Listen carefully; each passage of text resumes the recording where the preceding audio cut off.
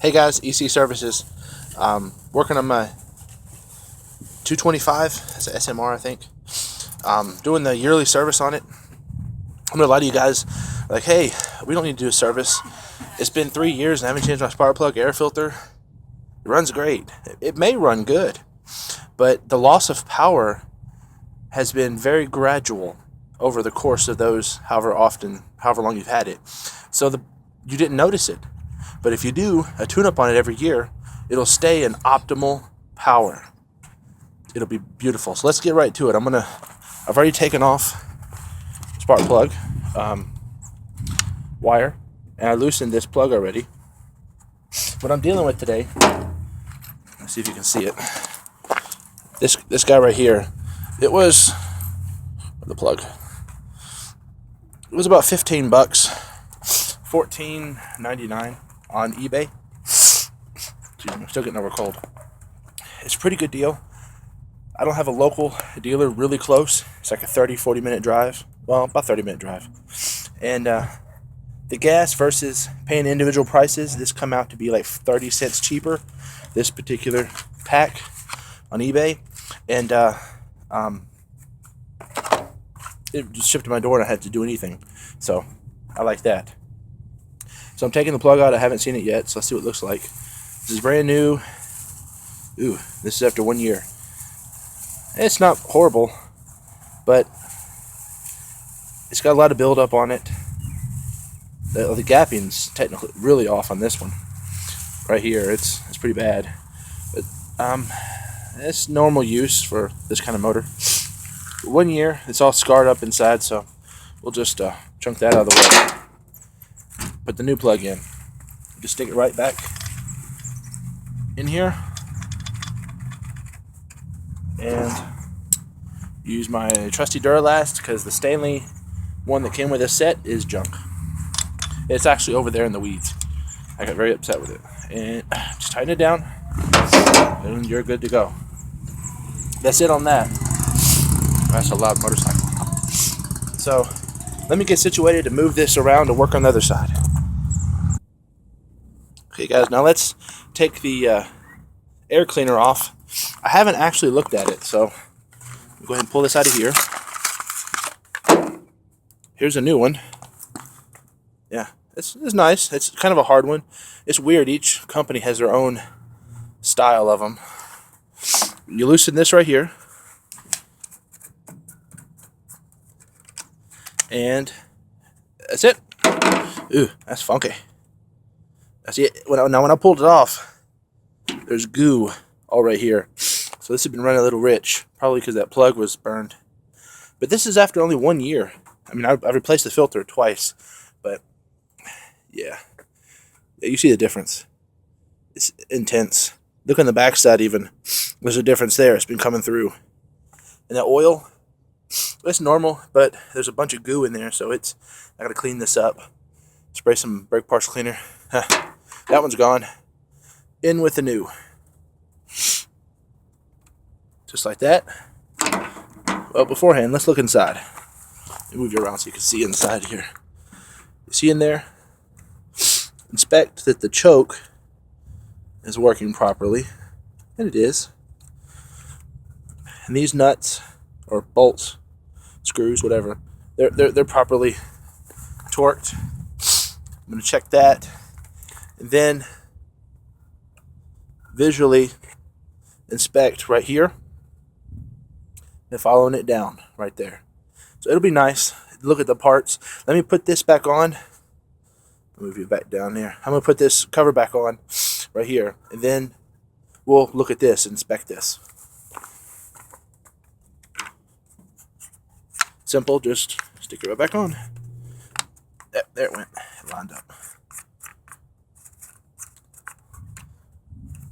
Well, you know what? I'm just dumb. It's the wrong way. Well, there it goes. Only on cameras when you do that, right? Yeah. So I found this new YouTube channel. Seth, the lawn surgeon. It's not new, but it's been there for a long time. Man, that guy is awesome. He is just one crazy nut. I like him. it's pretty cool how he, boom, music. I have to figure that out. I'm not sure how to do that. Anyway, let me pause you and set you up right over here. Okay, guys, here we go. Now let's inspect this working parts right there. Now when I pull the trigger, everything should... Now you see my finger? It's a bit of a lag on it. Now some of that's a video, but it needs to be oiled. The trigger's a bit stiff. So I'm going to put a little bit of oil right in here. This, just so it'll go down the line and help it out. I'm not going to put WD-40 or anything that's going to really attract. Maybe some dry grease or something like that. But this blow-off valve seems to be right. Well, don't do that, but here. Yep, still looking good. Everything feels good. The muffler,